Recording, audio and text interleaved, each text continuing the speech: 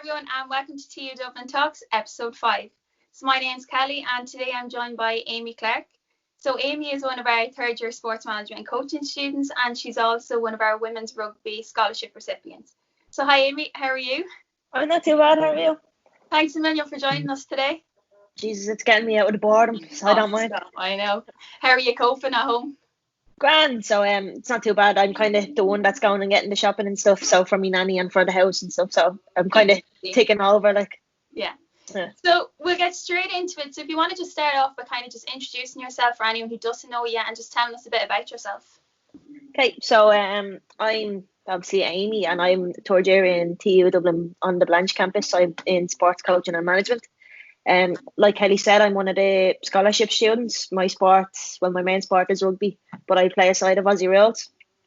Kind of a bit about me is I'm just sports mad, and I love the course, and kind of it's just a really nice course to be in, and kind of stuff like that. I'm not trying to sell the course to anybody that's not listening, because but that's kind of, I'm a twin and in a house of 6, so kind of you have to be ahead, like, you have to be quick to the table if you want to eat, that kind of way.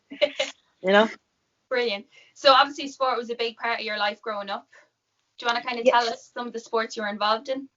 Yeah, so starting off, I was involved in football. I kind of got started in football because my big brother played, and he would have been one of the people I looked up to in sport. And we were walking through the park, my local park, and they knew my brother was Dillo, and all you hear is, "Dillo, how old's your sister?" And he's like, "Oh, she's 8, why? Come here, will you stick her in goal?" And that's how I got started in sport, because somebody knew my brother and they wanted me to play, like. Yeah. Brilliant. Any other sports? Yeah. So I played with the lads all the way up until I was about 14, which was the age you had to stop playing at. Yeah. So I played hurling, I played football, and then my mum actually started up the women's football in the club I was playing in. So when I was, I think, 13, I was playing 4 matches a weekend, one with the lads, one with Camogie, then I was playing one GA, and then I was playing open GA as well, so I was kind of flat out, Were you ever at home? Nah, Jesus, no. Boring at home, you couldn't do nothing. So what kind of personality had you got as a child? You must have been kind of outgoing enough if you were playing with the lads and everything. No, I actually was really, really quiet. I kind of only came out of my shell in 4th year. I was just so you know, like you do plays and stuff in 4th year, and I was one of the leads in the play, and that's kind of when I started actually coming out of my shell. So if you had seen me, I wouldn't have said booty. I was really shy into myself, and then. I think that now. Oh no, I'm making up for all the lost time now. Yeah, I'm making up for all the lost time now. But that's all. Like like I said, I have a twin, and she was kind of like the out there, and she'd speak for me. Like when we were in play school, I used to whisper to her to tell the teacher what I wanted, and the teacher was like, "Oh, Elaine can speak for herself and all," and then I'd say nothing. I wouldn't say a peep, like. Yeah. So has sport helped you kind of overcome all that? Yeah, like so I was the captain of my Gaelic team for a while as well, which kind of made me need to talk to people and made me need to say, right, come on, we're acting up now, get this done, like, so it kind of did help a bit as well. And I actually joined dancing, so dancing? Yeah, completely different to rugby and football. Like absolutely different. So when I joined dancing, I was kind of still to myself and still shy, and like you can't be shy on the dance floor. Like, you're wearing costumes that have next to nothing, and like there's nowhere to hide on the dance floor. So that kind of the best way to get you out of your shell. Jump in the deep end. That's the best way to swim, But that's kind of, that'd be another really like good way I would have came out of my shell, like, Yeah, brilliant. So why rugby now, so late on, after so many sports?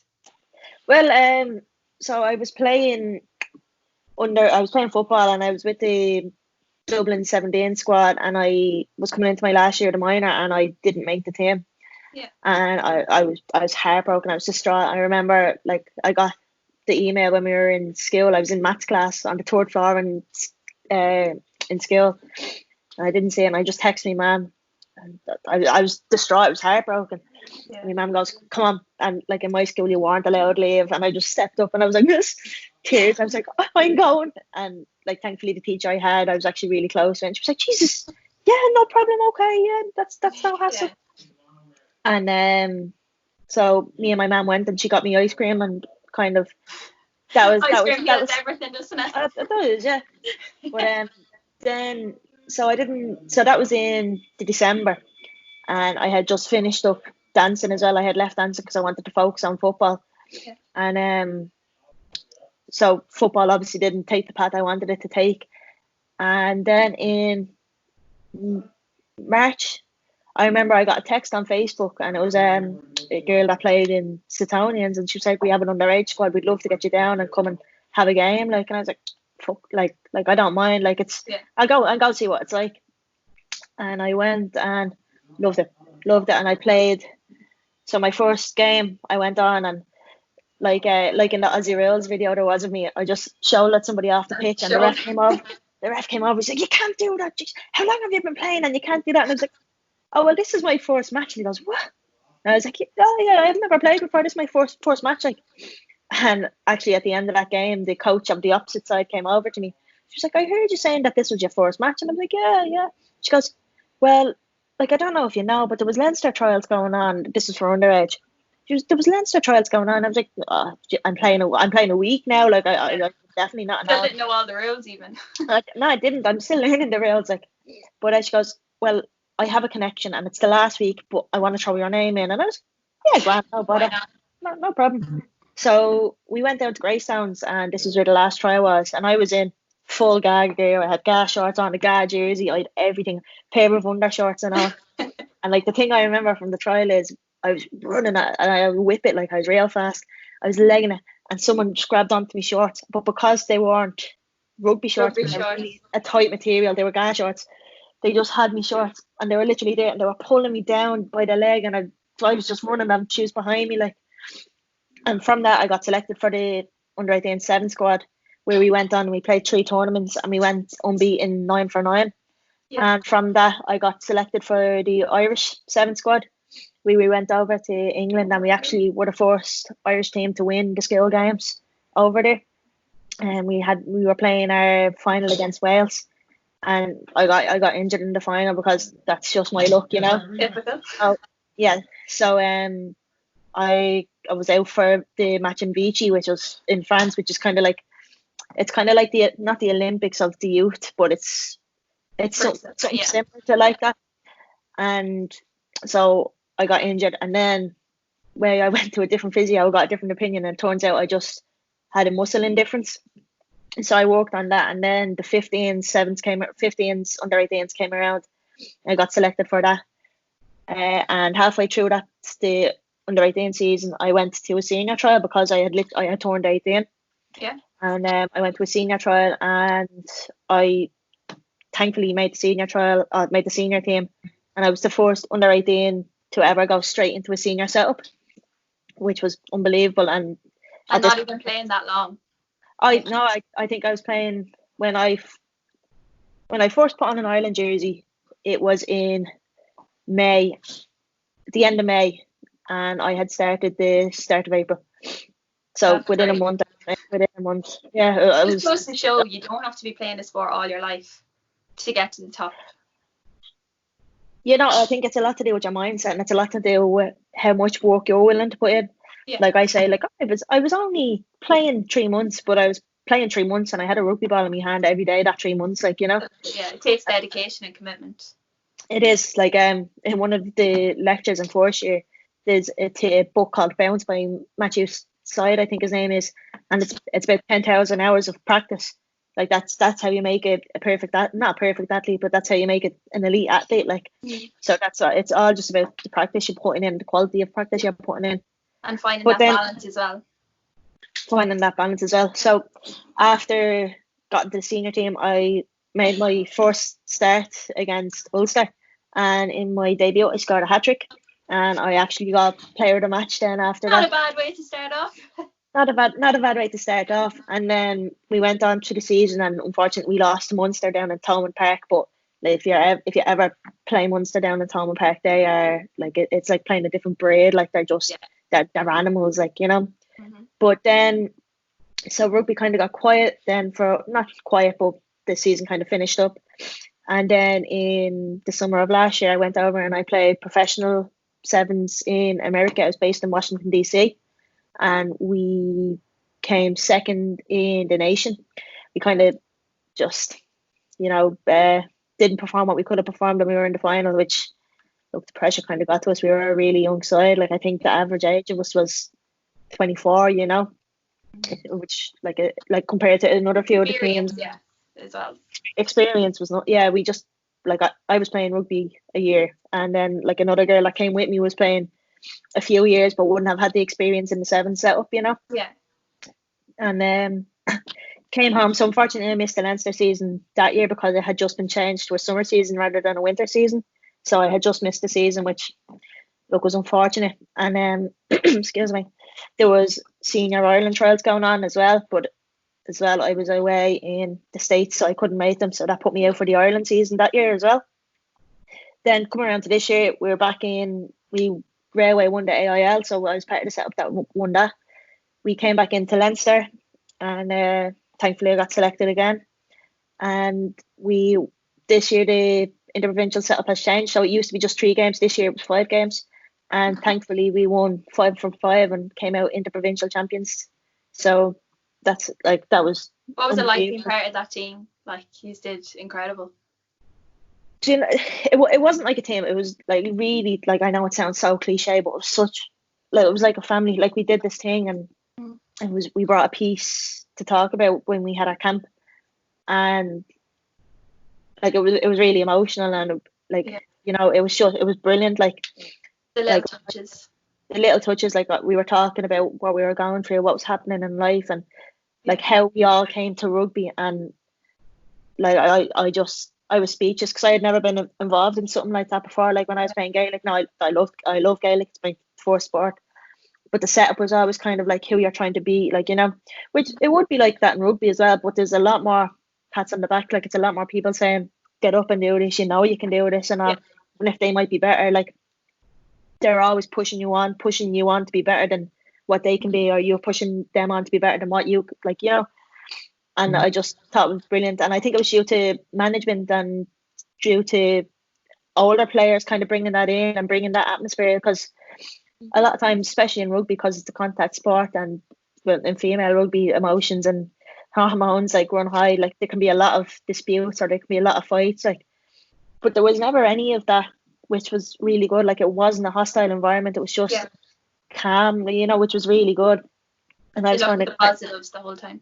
Looked at the positive, and I was going through a tough stage there when I was playing, and it was an outlet for me to go, and it was something for me to get out of the house and to get out of whatever else was going on, and just to be there and in the moment and be surrounded by people that wanted the best for me, which was incredible.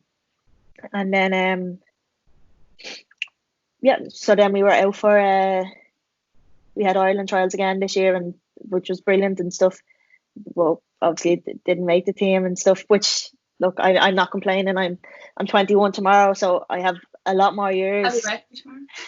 Oh yeah, I have a lot more years to make the squad, and I have a lot more years to practice as well. I've had a change of position, so I'm kind of just still learning the ropes at that position, which is grand. Like, it's fine, and which is something I'm happy to do, Yeah. So well, such a short time, and so you've done so much. Like, it's brilliant. You mentioned injuries there. How do you actually get over it? Like, everyone thinks it's the physical challenge of going to the physio, but I think it's the mental. You're watching the girls out training, you're watching the girls playing. That's what's kind of more challenging. So how do you overcome that?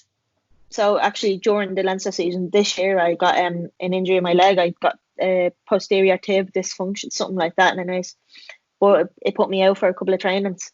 And you're kind of sitting there and you're watching everybody else, and you think, like, it really is, it's a mental thing. I completely agree with you. It's a mental thing, because you're sitting there and you're in your own head, and like, it's all well and good having a laugh with the other girls that are injured, but you're watching other players who are like, Jesus, you want to be out there, and you want to be out there, and you're just watching these girls, and they're just having so much fun, and you're like, Jesus, I could be doing that now. And it was a leg injury, so I could still pass and practice throwing and whatever else and all, but it's just so much different.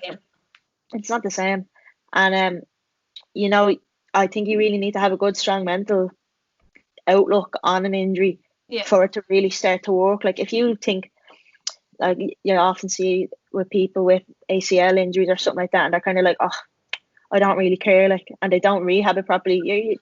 Like the chance of injury again is just so high unless you put your mind to it. And so like the minimum time for an ACL injury is 6 months after surgery. Yeah. If you put your if you put your mind into it, you'll be back playing in 9 months, you know. But if you kind of just do a half-ass, it's not going to happen, like, you know. You're wasting your own time. Wasting your own time, yeah. Yeah, and also, like, as you said, you were constantly on the road. So how do you find that balance and commitment for your college work, your work, everything? Surely something was lacking, was it?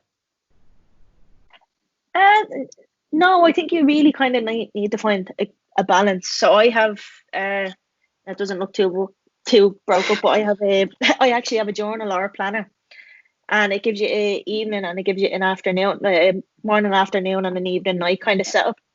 So I think it's a lot easier if you put something down on paper. You're really actually going to stick to it rather than just saying, I'll do this. Like, so I'm a big believer in the law of attraction.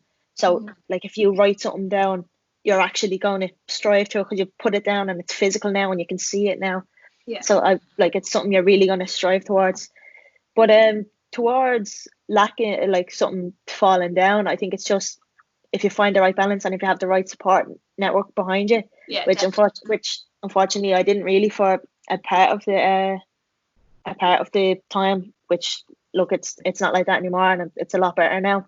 Brilliant. But if you have the right setup behind you and a family and whatever to be behind you and to support you through all this, then like the world your oyster. Makes it a lot easier.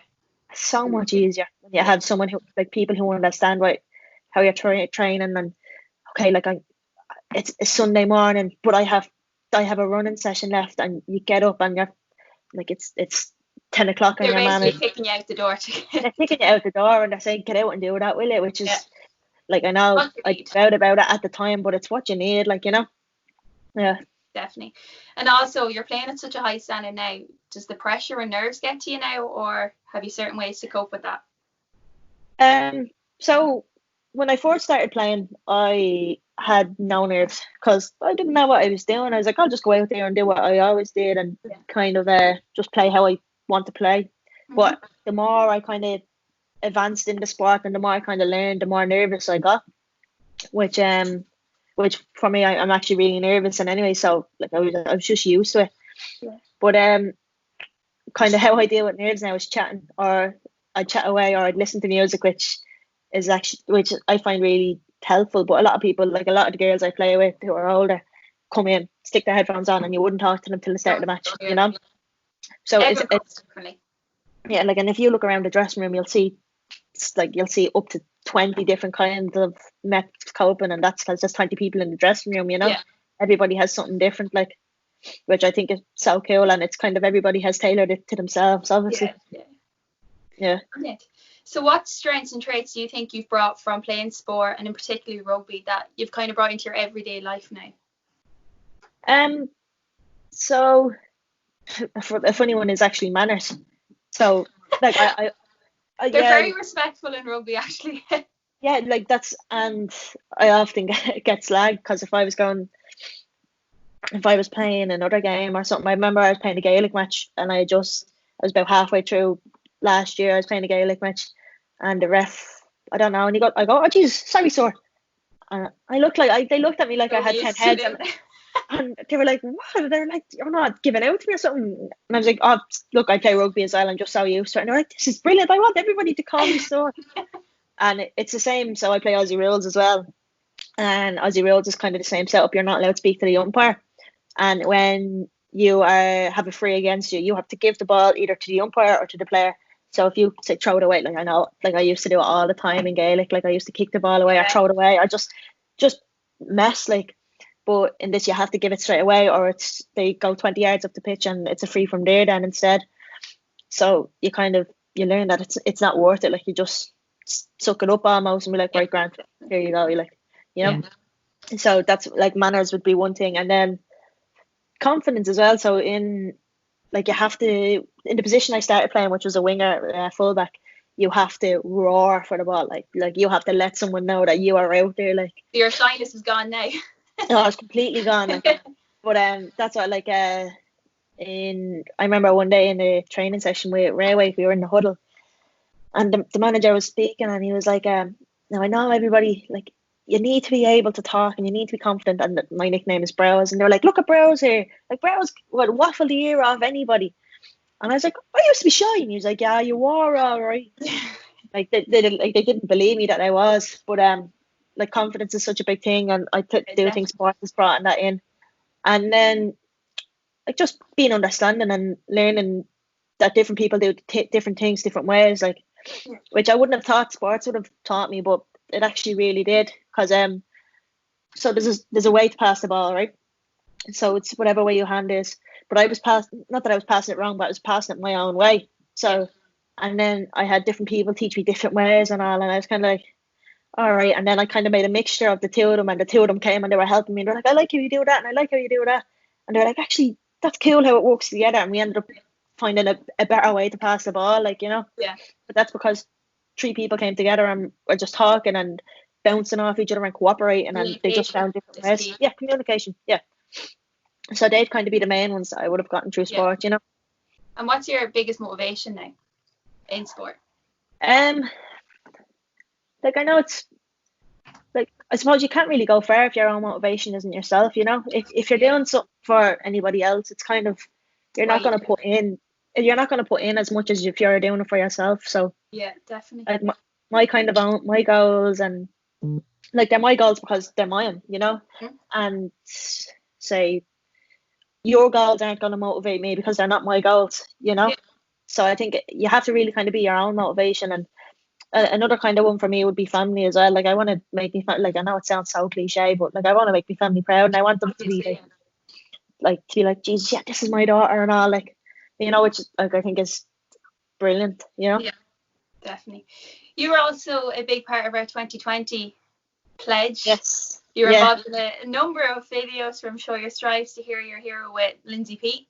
Yes. So now that the 2020 campaign is kind of coming to an end this year, what's your opinion on it, and do you think it's helped women in sport, and in particularly rugby? I think, yes, first off the bat, I think it's definitely after helping. I think there's so many, like, so when I started playing rugby, I did not know there was a women's rugby team at all. Like, I had absolutely no clue. Like, and as well, like, I didn't know there was an Aussie Rules team until someone texted me on Instagram to come down and play. You know, so I think power of social media, and that's exactly what 2020 are doing as well. You know, like, I see it on Twitter often, like, and there's just so many different sports, and like I never knew that there was a women's hockey team in Ireland. You know, because and look how well they're after doing, you know. So I think that 2020 campaign is it's phenomenal, and it's something that we should really kind of try to keep going and keep ticking over, you know, because at the end of, like, there's so many, like, the biggest dropout age for girls is 16 in sports. So if we kind of just keep that campaign ticking over, like, I think there'd be a really low chance of that happening, like that dropout will happen, you know. Yeah, definitely. But we can't leave without mentioning your involvement in all the college teams. Yes. Any team going, you were involved in. I just don't like college work, that's all it is. Why did you decide to, apart from the college work, get involved in everything? So were you not busy enough, like? yeah, definitely, especially with the assignments this year. Geez, we were flat out the door, like. But I just love it. I there's nothing else I can say. I just love sports, you know. It's just something that it calms me, and I love the competitiveness, and I love the, I'm going to use a big word, camaraderie. I can't even say it. Camaraderie. There's the dog now. The dog's telling you. Yeah. But it's something I love, and it's something that I grew up playing, and it's something that I grew up with constantly in my life. And I just enjoy it, and like, there's no other reason than enjoying it, you know. Brilliant. So we're just going to finish with 3 quick questions. So, number 1, greatest rugby moment? Winning, being awarded the Damien Reid Young Potential Award in 2018. 18. And That's what? it. So in my club, 1 second. He's giving me a look. There's That's someone. Dudley. Yeah, that's Dudley. We've seen him on our Instagram story once or twice. He's here now. But so that's an award for young potential. So Damien Reid was a rugby player in the club I'm in at the minute. Yeah. My home club, like you can see his nose now. And he sadly passed away, but he had a knack for seeing players with potential and young players with potential. And thankfully, after my first season, I got awarded that, which was just a honour for a blow-in like me to get such an award like that, Yeah, brilliant. Okay, sport and idol. So, like in the Hero Your Hero, I talked about Lindsay P as well, and kind of it's my main one, right? Well, Lindsay would be a really strong one as well, but the one that kind of sticks out to me is my mum. So even though my mum doesn't play sports, she loves it. Like she sleeps, breathes, eats sports. Like any training session, like before I was driving, any training session or match I needed to go to, she was there to drop me. Any dancing competition we went to, or dancing training we went to, she was there to bring us. She came over to America to watch me play when I was playing professional over there. Like when we played in the Euros with Aussie Rules, she came over and she watched me there, and she's kind of the main one that when I said who are your goal or whatever earlier on when I was talking about family, she's the main one, Yeah. She's the one you kind of want to make proud because she's just put so much into us that I want to give her something. Make her proud now. You surely have. Yeah, hopefully. And the last question, what's next for Aimee Clarke in terms of rugby and also your career after college? Well, rugby kind of is keep ticking away, and so the season is finished, and the Leinster season is still kind of unsure just with the whole pandemic that's going on. But if I keep doing my bits and I keep training away, hopefully everything will kind of line into place. Aussie Rules as well. We were meant to have the World Cup this year in Australia, but unfortunately due to the pandemic, got cancelled as well. So it's been pushed back to 2021, which gives me something to look forward to after 4th year, I guess, Exactly. Yeah. And then after college, I'd hope to still be kind of not involved, but if if the college needed a hand or anything, I'd be there to give a hand. But what my main one is we do a module in 3rd year, and it's working with adapted physical activity. Yeah. And I'd never thought it would have been something for me, but oh my God, I fell in love with it. It's so rewarding. It's brilliant. So hopefully what I'd be interested in is I know a few people that work in the Irish Wheelchair Association, so hopefully, and they do a lot of sport and jobs in there, so I'd apply to there and see how I get on. But as well, I was working with Leinster as a club community rugby officer, so get involved in that again and just bring the love of sports that I have to other people, like I'd be a waste, I'd be a bag of wind if I wasn't being able to bring it to somebody else, Yeah. So just to work with sports and to work with kids or to work with physical adaptations, that's what I want to do. Yeah. Brilliant. Lovely way to finish off. Aimee, thank you so much for taking the time out, and it's great to hear where you've come from dancing and now you're competing for Ireland and Leinster in the rugby, and we wish you the best of luck and we look forward to seeing you again. Thanks, Aimee. See you. Bye. Bye.